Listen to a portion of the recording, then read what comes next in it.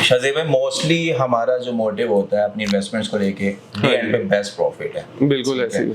अभी की बात करूं, स्पेशली लाहौर शहर की बात करूं, तो साउदर्न लाहौर जो है इस वक्त आपका वो प्रॉपर हाईलाइटेड एरिया, क्योंकि वहां पर बड़े नाम रिलीज करते हैं। ऐसे ही। स्पेसिफिकली हम बात करेंगे दो मेजर सोसाइटीज़ की, जिसमें आपका बहरिया ऑर्चर्ड आता है, ऑर्चर्ड में फेज 4, और उसके बाद आ जाता है हमारा बहरिया टाउन। ये दो मेजर जोन है जो साउदर्न के अंदर इस वक्त बहुत ज़्यादा प्रोमिनेंट है और एक वैलिड ऑथेंटिक मेरे ख्याल में सोसाइटीज़ भी एग्जिस्ट करती हैं। बिल्कुल। इसमें हम दो मेजर कम्युनिटीज़ को आज डिस्कस करेंगे। फर्स्ट ऑफ ऑल 5 मरला है, देन 10 मरला के। इसमें आप किन मेजर एरियाज को रिकमेंड करते हैं हमारे क्लाइंट्स के लिए as a investment, as a residential, ठीक है।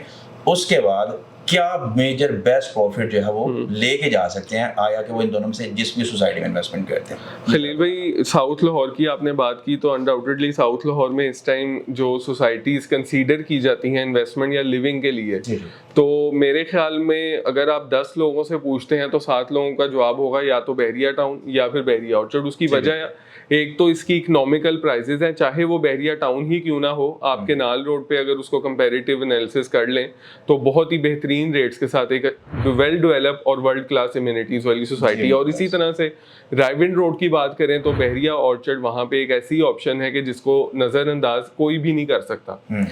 उसकी प्राइसेस भी एक वजह है, उसकी वर्ल्ड क्लास लिविंग भी एक वजह है, और उसका रोड स्ट्रक्चर जो है वो एक सबसे बड़ी वजह है कि वो बहरिया टाउन को भी उसमें मात देती है कि बहरिया ऑर्चर्ड एक लेटेस्ट डेवलपमेंट है और वो नजर आती है कि क्यों लेटेस्ट है और क्या वजूहात हैं। तो अब इसमें आपने पूछा, पहले हम बात करते चले रेजिडेंशियल लिविंग के हवाले से।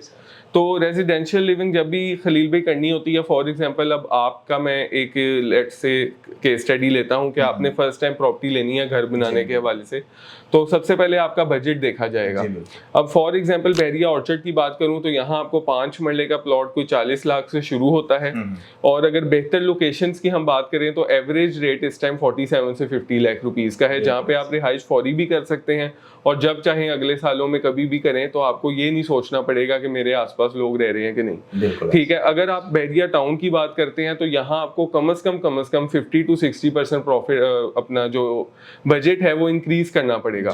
तो बात आ जाती है कि जितने में बहरिया टाउन में आपको सिर्फ प्लॉट मिलेगा उतने में वहां आप अपना ग्रे स्ट्रक्चर भी रेडी कर सकते हैं। तो ये अकॉर्डिंग टू द बजट है। बाकी अगर आप लोकेशन की फैसिलिटीज की बात करें तो बहरिया टाउन को थोड़ा सा एज इसलिए हासिल है कि यहाँ पे आपको कम्युनिटी सारी ऑलरेडी डेवलप मिलती है, कमर्शियल लिविंग यहाँ पे बहुत ज्यादा है, बिकॉज ऑब्वियसली बात है जब भी डेंसली पॉपुलेशन हो जाती है तो तब ही एक सोसाइटी का कमर्शियल कामयाब होना शुरू होता है। तो ये as over the Bahria orchard आपको जरूर मिल सकता है। लेकिन अगर आप एक ऐसे अफराद हैं जिनका बजट भी टाइट है और जिनका इरादा 1, 2, 3 सालों में अपना घर बनाने का है, तो बहरिया ऑर्चर्ड उसके लिए परफेक्ट एक चॉइस है।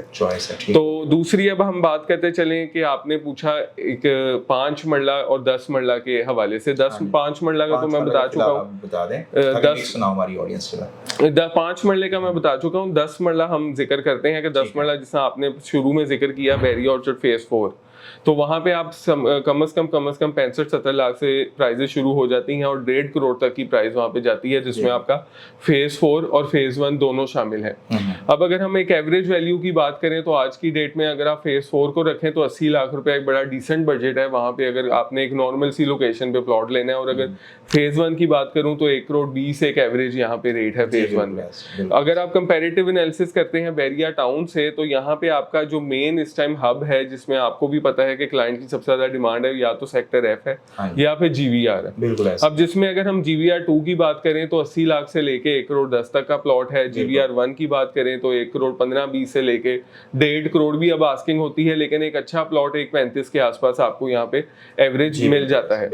और अगर हम सेक्टर एफ की बात करें तो सेक्टर एफ में मिनिमम प्राइसेस 1 करोड़ 20 से शुरू होती हैं और मैक्सिमम 1.25 करोड़ तक जाती है, लेकिन 1.5 करोड़ एक एवरेज रेट है। तो बात है कि अगर हम दोनों को कंपैरिजन करते हैं तो अगेन वही बात है कि 50-60% का प्राइस मार्जिन है। तो ये बात एंड यूजर के तौर पे तो आती है सीधी बात बजट पे। लेकिन हम अगर एज अ इन्वेस्टर इन दोनों सोसाइटीज की बात करते हैं तो ऑब्वियस ही बात है जहां पे आपने फ्यूचर देखना होता है कि कहां अच्छा है और वैल्यू टू मनी इन्वेस्टमेंट आपकी कहां हो सकती है। अगर आपने लॉन्ग टर्म लेके चलना है अपनी इन्वेस्टमेंट को तो अनडाउटेडली बहरिया ऑर्चर्ड है। और अगर आप चाहते हैं कि 1-2 सालों में आपकी इन्वेस्टमेंट कोई बेहतर ग्रो करके आपको बेनिफिट दे जाए शॉर्टर रन में, तो वो फिर आपको बहरिया टाउन का जीवीआर BR या तो फेज चूज करना चाहिए या फिर सेक्टर F चूज करना चाहिए। तो ये खलील भाई दोनों की एक समराई।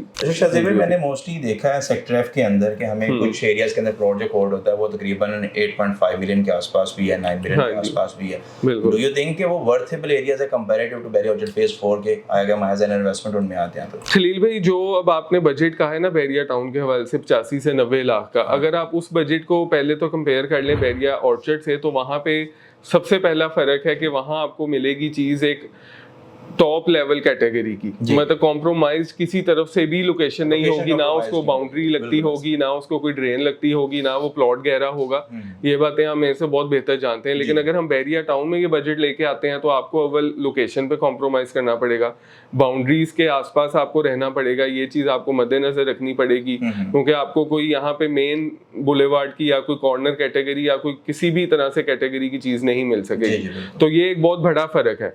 तो इसलिए हाँ, अगर आपने रिहाइश के तौर पे देखना है और आपकी एक ज़रूरत है Bahria town over the Bahria orchard, तो आप फिर बैरिया टाउन पे लोकेशन कॉम्प्रोमाइज़ करके ज़रूर यहाँ पे घर बना सकते हैं। बिकॉज ऑब्वियस सी बात है कि एक ही जगह पे अगर 2.25 करोड़ तक का प्लॉट है और आपको वहाँ पे अगर 85-90 में प्लॉट में रहा है, तो कुछ तो उस पर कॉम्प्रोमाइज़ फैक्टर आपको जहन में रखने ही पड़ते हैं।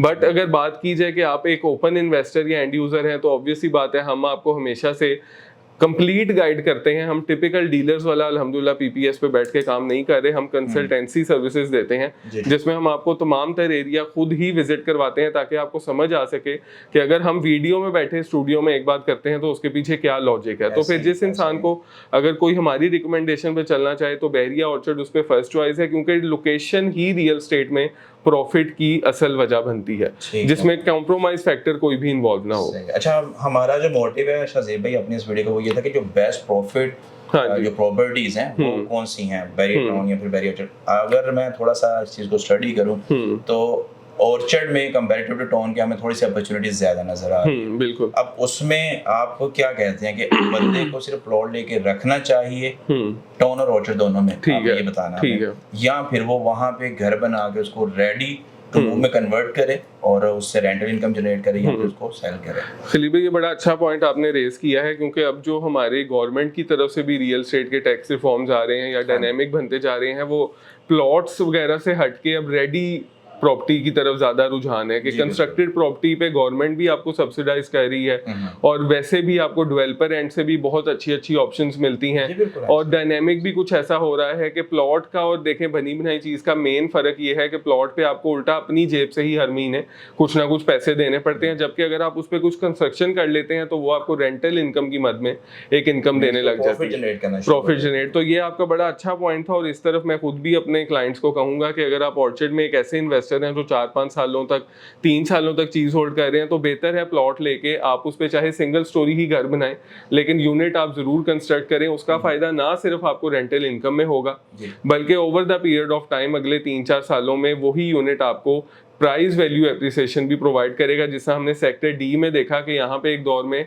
60-65 लाख का प्लॉट था, तो वहाँ पे जिन दिनों में लोगों ने जब घर बनाया 90-90 लाख के घर बिकते थे, आज वही घर एवरेज पुराने से पुराना घर 1.90-2 करोड़ का बिकता है। और ये बात जो शाज़ेब पुरानी भी नहीं है, एग्जैक्टली ये पुरानी है, सिर्फ तकरीबन 3 या 4 साल पुरानी बात। बिल्कुल ऐसे ही।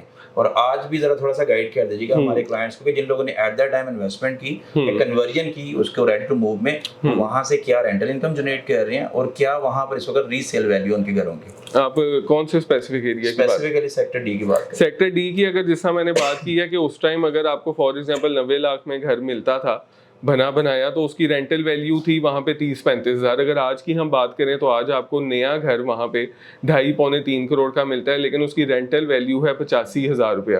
तो ऑब्वियसली बात है, ना सिर्फ रेंटल वैल्यू बढ़ी है बल्कि एक वैल्यू एप्रिसिएशन भी बढ़ गई है। एवरेज पुराने घर का 2 करोड़ रेट है।